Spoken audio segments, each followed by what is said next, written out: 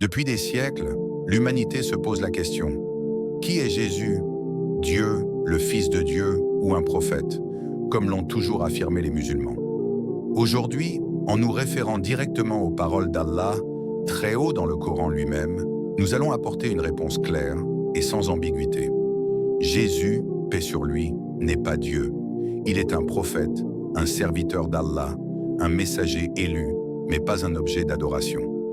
Quand les gens portent aujourd'hui une croix autour du cou, l'instrument même qu'ils croient avoir servi à tuer Jésus, ils ne se posent même pas la question: pourquoi un symbole de douleur et d'exécution est-il devenu un symbole de foi? Quelqu'un porterait-il autour de son cou le couteau qui a tué son bien-aimé? Jamais. Or la croix est précisément cette arme-là.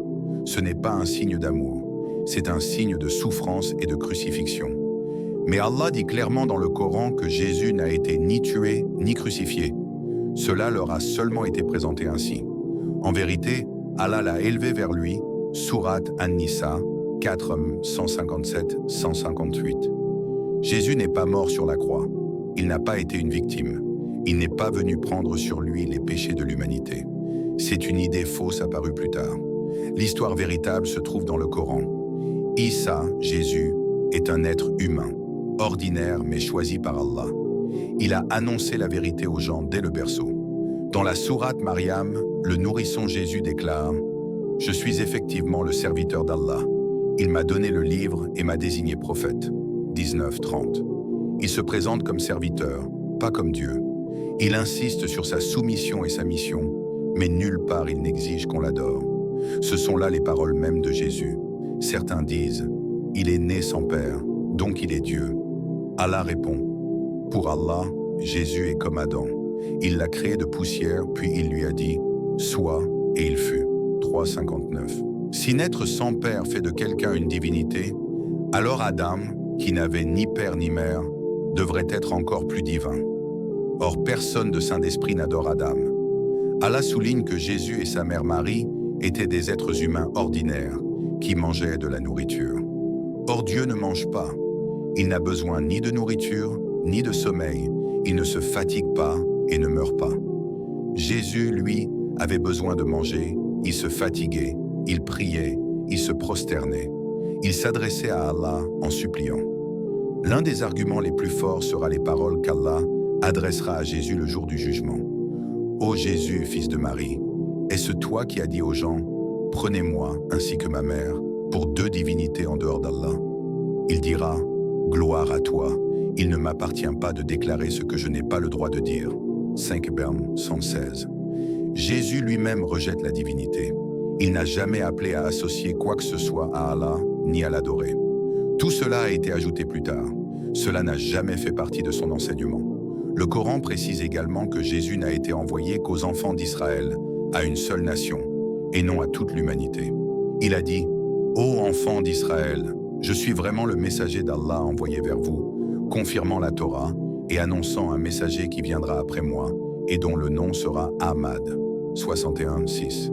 Ahmad, c'est le prophète Mohammed, paix et salut sur lui. Jésus a annoncé sa venue. Il savait qu'il n'était pas le dernier. Il était un pont, non la fin. Les disciples de Jésus se nommaient eux-mêmes musulmans, ceux qui se soumettent à Allah, et Jésus ne s'y est pas opposé. Lui-même était musulman au sens authentique. Il se soumettait au Dieu unique sans lui associer personne. Dans un hadith authentique, il est rapporté que Jésus reviendra à la fin des temps, mais pas en tant que Dieu. Il ne viendra pas établir un royaume centré sur sa personne. Il descendra sur terre, brisera la croix, tuera le Dajjal, supprimera la jizya et gouvernera selon la charia de Mohammed, paix et salut sur lui. Il confirmera ainsi la vérité de l'islam. Dieu n'est pas engendré et n'engendre pas. La sourate Al-Ikhlas dit: « Dis, il est Allah, unique.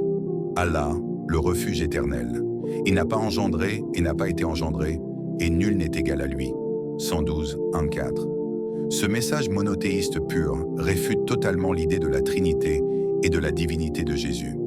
Il n'est pas une partie de Dieu, il n'est pas le Fils de Dieu, il est un serviteur et un messager. L'islam reconnaît Jésus comme l'un des plus grands prophètes. Nous l'aimons, nous le respectons, mais nous ne l'adorons pas. Nous adorons uniquement celui que Jésus lui-même adorait, le Dieu unique, sans intermédiaire, sans image, sans croix ni statue. Aujourd'hui, beaucoup portent la croix en pensant que c'est un symbole de foi, alors que c'est un symbole de douleur, de peur et de mensonge. L'instrument dont ils croient qu'il a tué leur prophète bien-aimé. Ouvrez les yeux. Jésus n'est pas mort sur la croix. Allah l'a sauvé.